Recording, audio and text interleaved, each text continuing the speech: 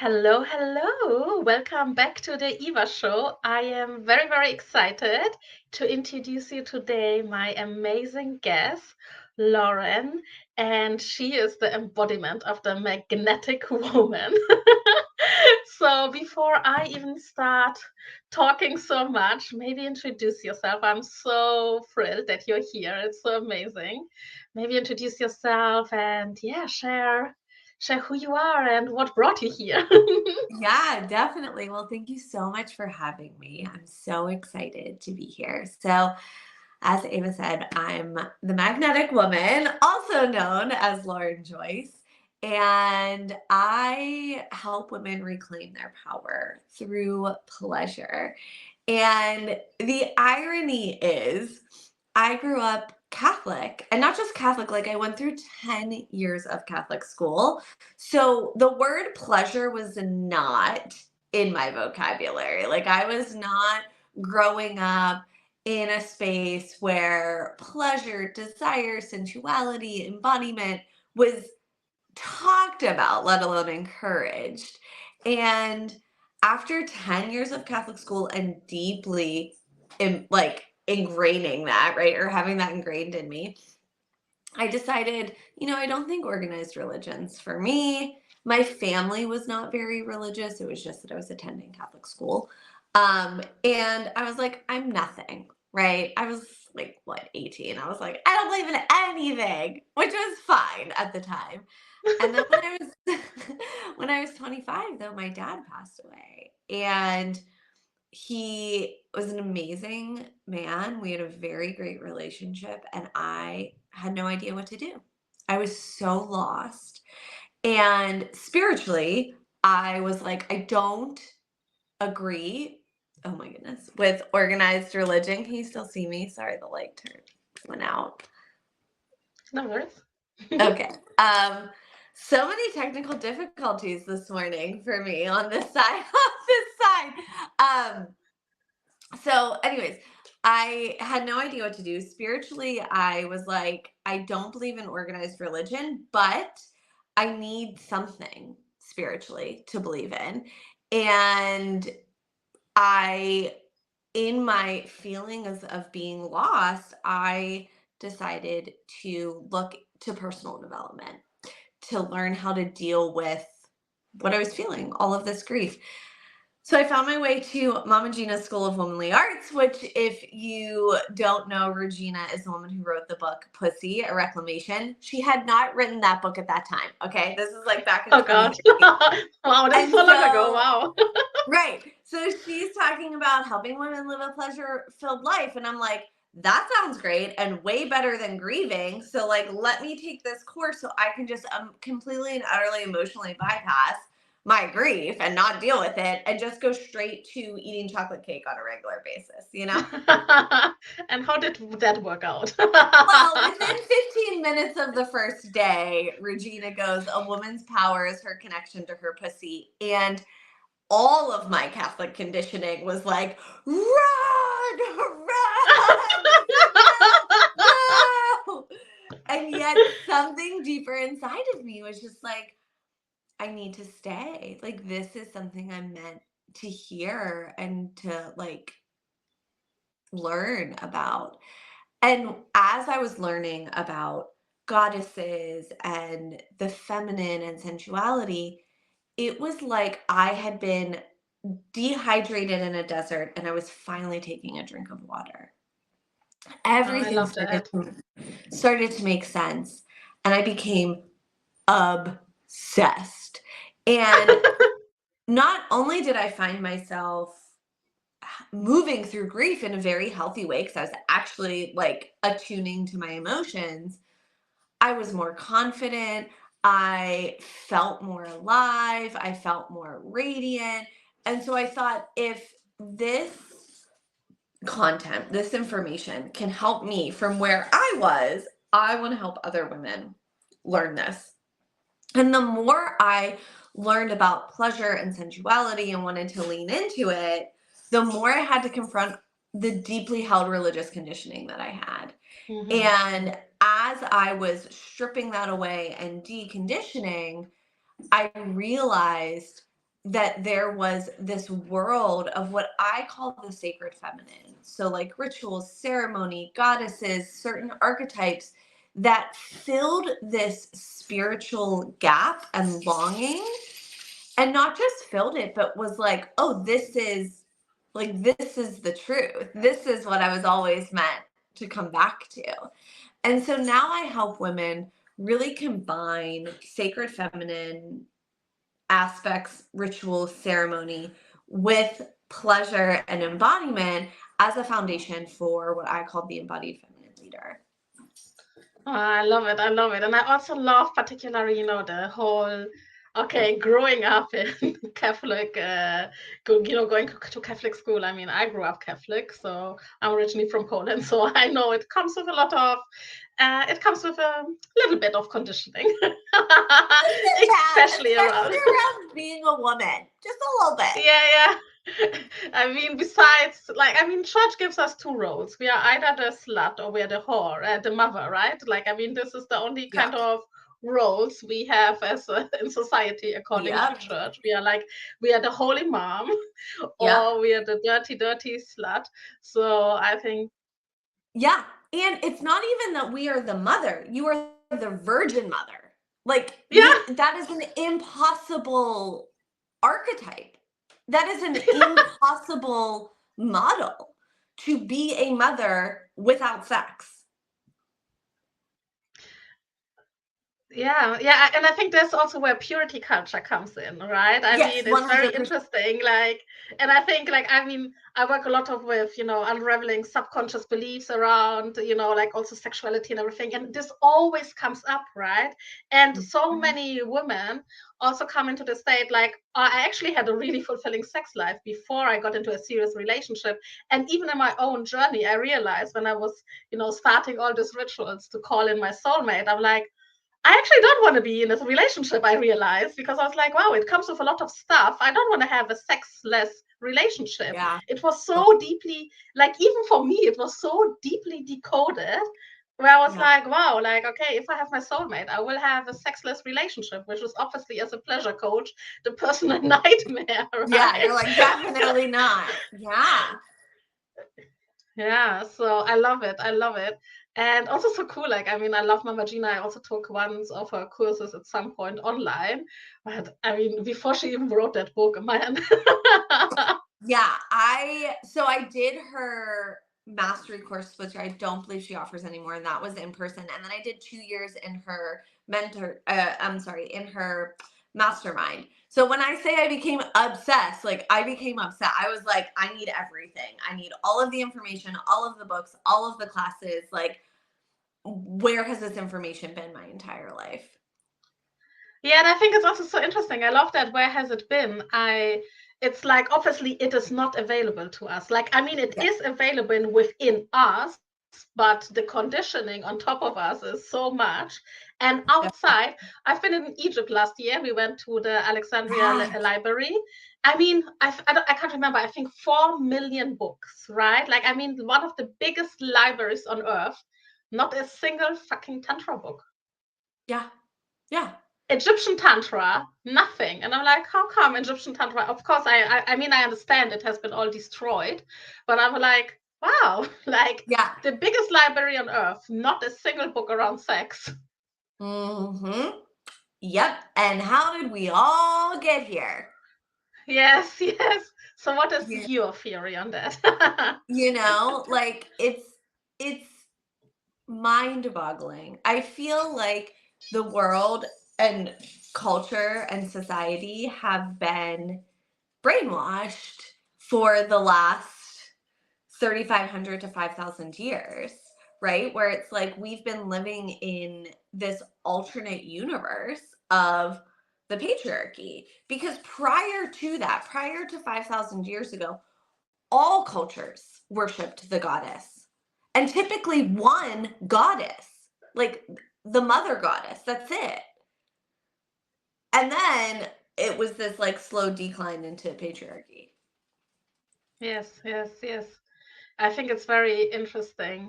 Well, I think alone about this topic we could talk for 20,000 episodes. Same. This is like all I think about. I don't know if you're on TikTok, but there was this like TikTok trend over the summer that was women asking their boyfriends and husbands, like, how often do you think about the Roman Empire?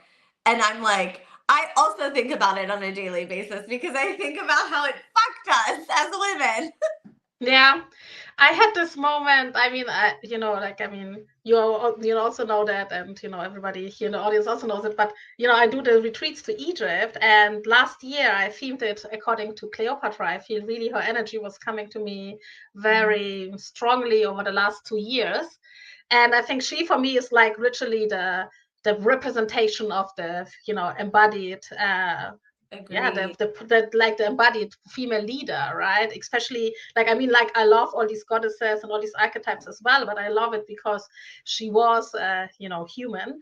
And I was thinking about it, and I actually had to work through it myself before I could even go to Egypt. I was like, if she would have not fallen in love with Mark Anthony, like, and Yeah. if he with his depression and everything, like, how different would the world be if the Romans would have not taken over Egypt, Oh my gosh. um Seriously. yeah. So yeah, well, anyways, I mean, a little bit of history. Yeah. It's yeah, I think about that so often, like how different would the world be even in something as not simple, but like one genre of like female reproductive health? Like if female midwives were the ones that continued to lead that area instead of being burned at the stake, said to be, not as educated or informed as the male doctors, like where would female reproductive health be? Hmm. Yeah. Like I saw something recently where it was like tampon companies have not were not testing tampons with menstrual blood until August of 2023. Hmm. They were using water. And it's like, and so something as like one genre or one Hmm. area of expertise, like imagine if women had been leading it this entire time, where would we be? Yeah, and I think, I mean, medicine is also a very good example because Yes, everything is kind of tested and developed for male bodies, right? exactly. And I mean, we don't have to be, you don't even have to be smart to know that a female body is different than a male body. Like, we are Right, not the same. It's like the right, hormones, everything. I don't think you need high education for that understanding. Um, exactly. and I find it very interesting. I think in Germany, and I mean, Germany is obviously one of the leading cultures in Europe Yep. as well. I think only last year or 2022, they put like a ton of, in the school books, they put it like anatomically correct how the clit looks like. Basically, what Yep. I've been teaching before. And I'm like, Right. like, sometimes I felt like, I remember when I started teaching that, I was like, I think I'm going to bore everybody, but everybody was like, oh my God, I didn't know that. And I was like, it's Yeah. so interesting that we simply don't know how our body is, like, especially our female reproductive system, like the clit and everything. And I'm like, why do we like, and it's so interesting. We are not educated on that. And I believe it's on purpose. It is on purpose. It is on purpose. And this is why I say all the time, I'm like, the best propaganda that came out of the patriarchy was telling women that our pleasure, our sexual pleasure, our sensuality is dangerous, that it's something to be Mhm. afraid of and ashamed of because it's like why would the patriarchy spend so much time and effort trying to convince us that our pleasure and our sexuality is dangerous if it was not the key to our power? Yes. I love it. I love it so much. And I remember when I was in awakening stage, and I think it's very ironically because it's also, I'm called Eva, and Yeah. I always was triggered by that story. It was very interesting. I was always triggered by this biblical story around Adam and Eve. And I didn't understand why, obviously. And I remember when I was in awakening stage and I was kind of starting to channel these things, I did like, I can remember it very well. I had no clue what I'm actually writing down here. But I remember even this biblical story came back, and I was like, this whole, how she's perceived and the snake and everything. And now I think it's like basically what it was saying, that Eve was so weak, she could not, withstand the seduction of the Kundalini energy, which is our sexual energy. And Yeah. then this doomed whole humanity, right? No, Apparently. it's so ridiculous. It's so ridiculous. And I mean, take that story back a little bit where it's like the woman comes from the male. No, like no, never, never. All life comes from the female, and in utero, all embryos start out as female. Like it's all a lie. Yeah. Nice. So, I mean, obviously we understand that now, but maybe also to bring in all the people who are listening or watching this. So there may be people who are saying like, oh wow, like I still don't understand what you're talking about. So maybe in your words, like, what would you say is like, why is this the key to our power?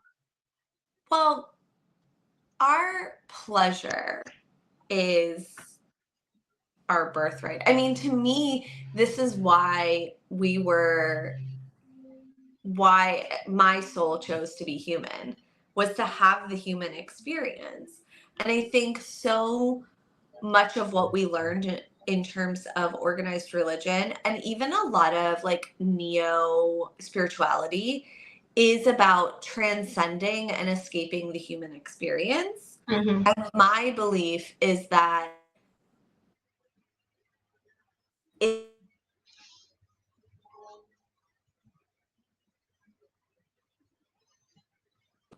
one of the reasons why I feel so drawn and connected to Mary Magdalene, right? Because that was the core of her teaching as well. And for me, when I really began to learn about pleasure, and pleasure, like, yes, there's sexual pleasure, but there's also just like the sensual enjoyment of life. It's like when you are sensually enjoying life, when you're enjoying a good meal and the company around you and you feel amazing in your body, like you are operating at a different vibrational level. You are like living this full expression of who you're meant to be. And so for me, right, when a woman is in tune with, tapped into, connected to her pleasure, she's unapologetic, she's magnetic, she's like not living in the what I call the tightrope of enoughness, where she's worried about is she being too much or not enough. And it's this like balancing game of trying to be just enough for society, just enough for others to approve of her. But when a woman is tapped into her own pleasure, and again, I mean all forms of pleasure, all aspects of pleasure, she's like just living the fullness of who she is and sharing that with the world. And I think that's the whole point. Yeah, I totally agree. I love that you said it, because I feel it is exactly the case, right? And I also agree with also the spiritual aspect of it. I mean, yes, of course we are spirit and we are soul, and we can use all these beautiful energies, but I believe the path of Tantra is exactly combining that. And ultimately, if we wanted to be spirit, we would have remained spirit, right? So Exactly. we have chosen the human experience for some reason. Yep, exactly. and and it comes with everything. Mm-hmm. Nice. Talk a little bit about Mary Magdalene. Like, obviously, church depicted her in a very funny way, and I know My this is a very my favorite topic. So again, as I mentioned, I was raised Catholic. So when I went through Catholic school, which was in the 90s, the 1990s, the late 1900s, I learned that Mary Magdalene was a prostitute, that she was this embodiment of the fallen woman, the sinful woman. Now, ironically, what I came to realize and learn decades later was that in 1969, the Catholic Church revoked that position, that viewpoint of Mary Magdalene. However, I still had been learning it in the 90s, right? So, like, I don't know if all the churches didn't get the memo or they're just like, yeah, we really want to keep perpetuating this. So, in the 500s, there was a pope that gave a homily, a speech, and said Mary Magdalene was a prostitute. So some guy in the 500s, probably misogynistic and insecure, was like, this woman, no, we gotta get rid of her. Mary Magdalene was actually the female counterpart to Jesus. Now, I believe that they were together in a sacred union. Whether or not you want to believe that, that's fine. If nothing else, she was spiritually, in terms of being a spiritual teacher, his equal.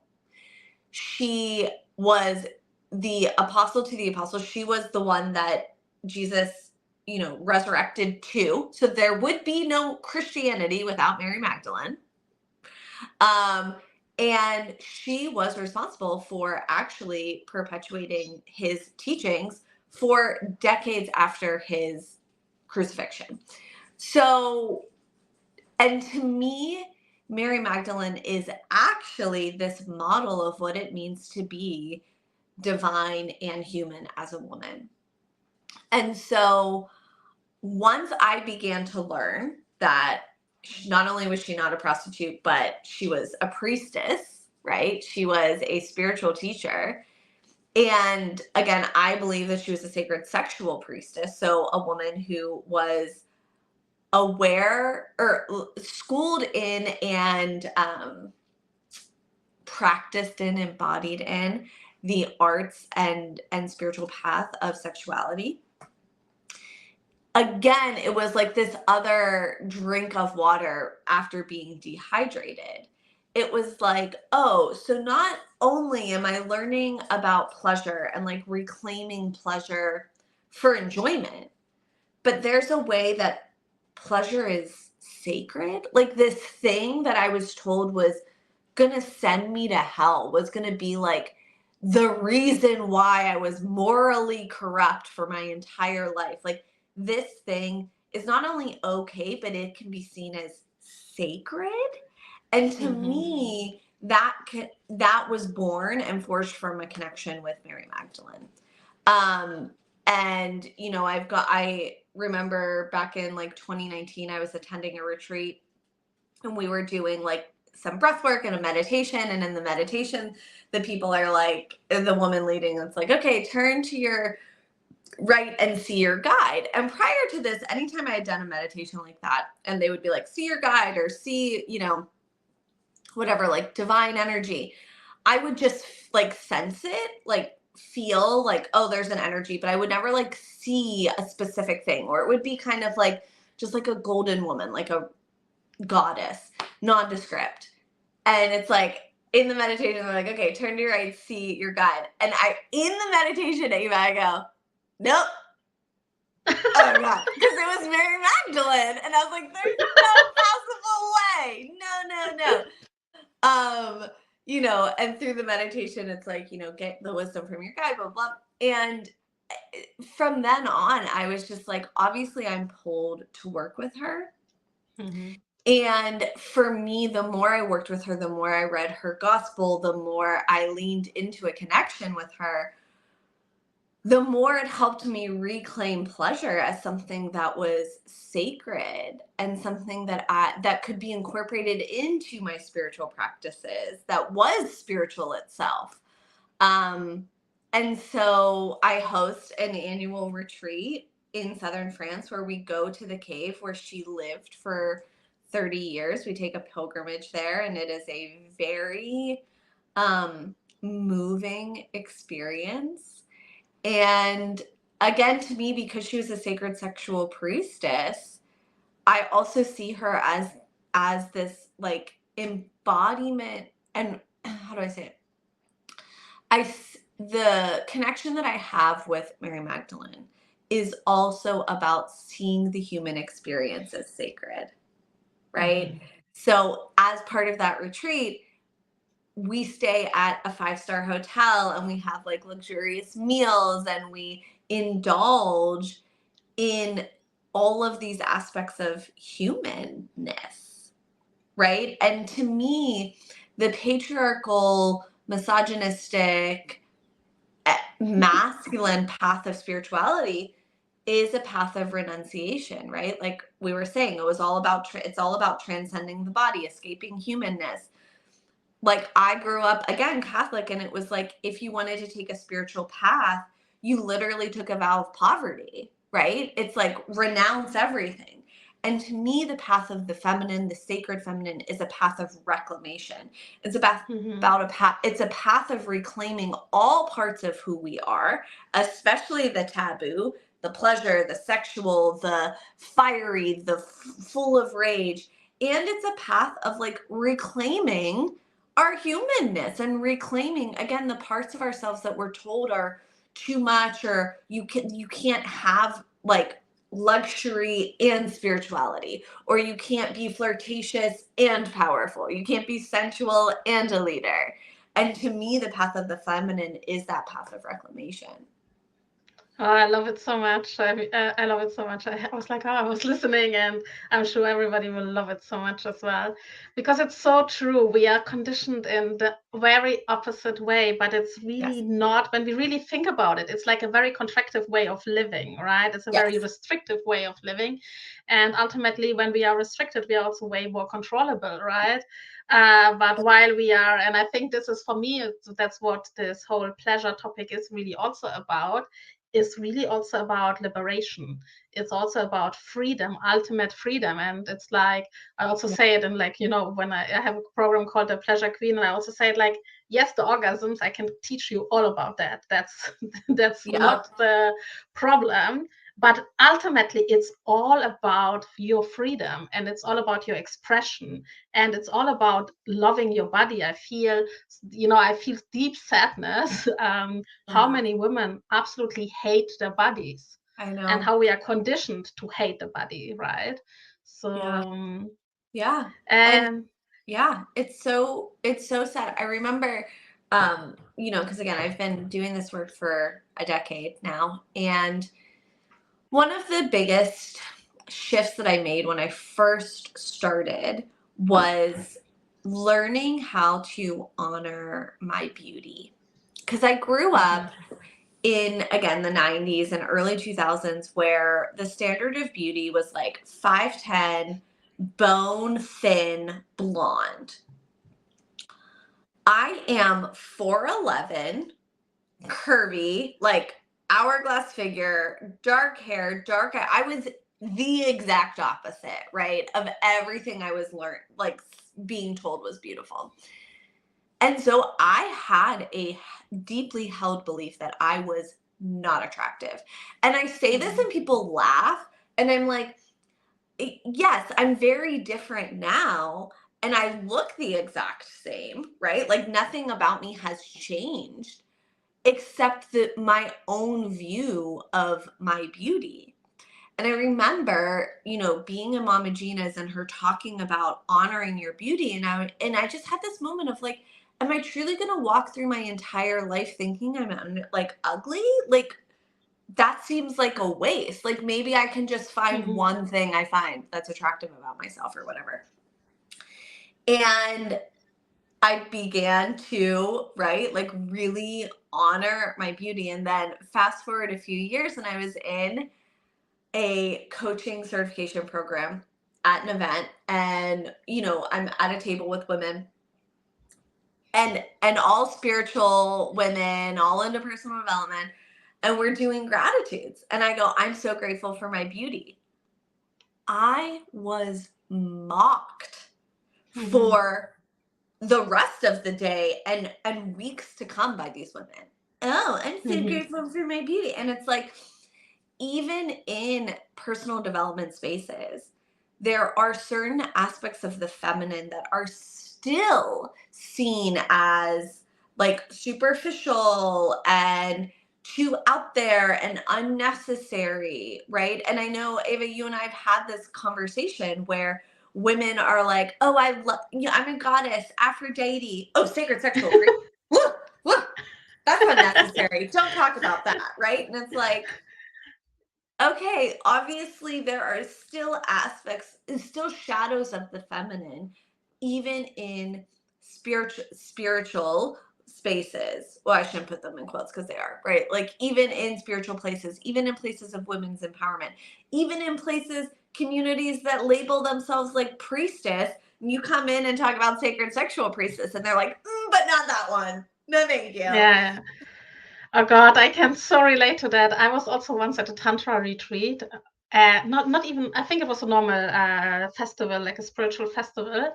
Yeah. And then we did like this, this eye gazing exercise. And then you're supposed to be sharing what is alive for you.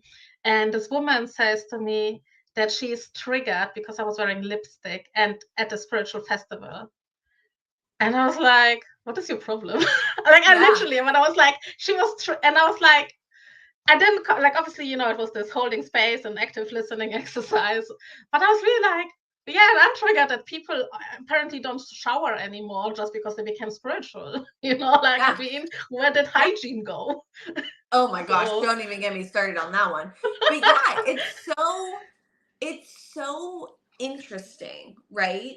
That there are, again, still aspects of the feminine, still aspects of the sacred feminine, archetypes of the sacred feminine, that in spaces where it's like we're spiritual, we're for women's empowerment, we're for the sacred feminine, that those aspects aren't accepted, aren't embraced, and often are mocked, are cast out, are still relegated to the shadows. yeah.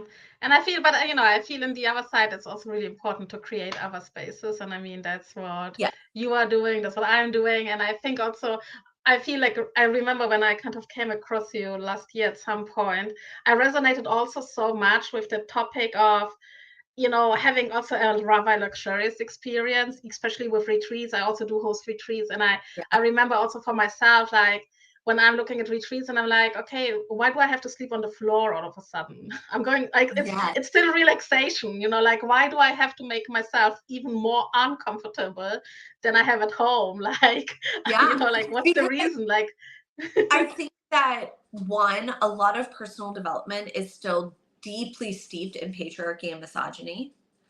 And even a lot of quote unquote spiritual spaces are still deep steeped in patriarchal, misogynistic, religious framework, like I need to suffer in order to be worthy. I need to suffer in order to prove how dedicated I am. And look, I am all for the heroine's journey and being the heroine of your own life.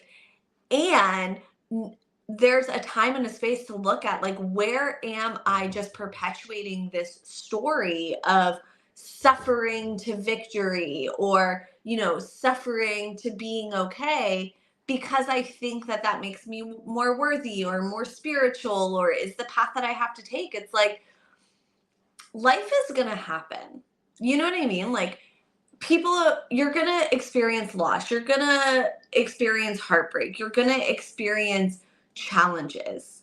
We don't need to fabricate them, we don't need to like incur extra ones, and I just think that, again, in a lot of spiritual places, and this is one of the drivers, for me, and as I know it is for you, where it's like, wait, like, I am craving a space where Mary Magdalene is talked about and I'm staying at a luxurious resort. That's how my retreat was born, because I was searching for retreats to attend, and I'm like, why are all of these retreats basically staying at like a hostel, like a monastery with a shared bath? I'm not sharing a bathroom. Like, are you kidding me? And it was also just like, not only do I want to take this spiritual pilgrimage, but it's in France, so I want to go sip rosé and flirt with hot waiters. Like, and I don't think I should have to choose.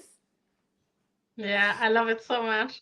I totally love it so much, and I totally resonate with it because I feel it is. I think like I believe it's all about bringing it also like into the current times, we can extract the teachings and the knowledge and the wisdom out of it, and yet we can absolutely enjoy what our current timeline is kind of offering. And I mean, we are Agree. very fortunate. I mean, yes, of course, there's a lot of stuff happening in the world, but Yes. yet I believe we are born into a time where things are very comfortable as well. Given, like years, like I think years ago, like a couple of thousand years or 100 years Yeah, ago, we could have not had this conversation without risking our life, right? And now we can just exactly. talk about it. So I Yeah. feel there's also this part of like honoring that. And I believe, however, I believe with the suffering, I feel like, because I work a lot on the subconscious level, it is sometimes I feel there's a deep addiction to it. I feel Oh, it's in definitely. there is like it's a genetic, and I think it's also the sense of belonging. It's like, like misery likes company. And Oh, I yeah. have, yeah, and I have it with a lot of women when we talk about, emotional mastery. Then it comes the topic, like for some, it's so easy to surrender into the depression, into the even in anger sometimes. But the joy, the pleasure, and I'm like, how do you want to be multi-orgasmic when you're afraid of your happiness because you have been judged for being too much constantly? Yep, exactly. Oh, that's such a good point. Yeah. Yeah. Oh my God, I think we could be talking for 5 more Hours. hours. Definitely. Oh, it's such a joy. Before we wrap up, maybe like one thing where you would say like, okay, like I feel this is still important. I really feel every woman or even every man should hear this. Is there something that you feel like, okay, this I desire to express? That there's no upper limit on pleasure. There's no I cap loved. at how much you can experience. I love that one. Thank you. It landed very much in my heart. I'm like, Mhm. nice, nice. And how can people work with you? So obviously you have this gorgeous retreat once a year. And what else do Yes. you offer? Yeah. So right now there's a few ways that you can work with me. So I have the Mary Magdalene retreat, which happens in the fall.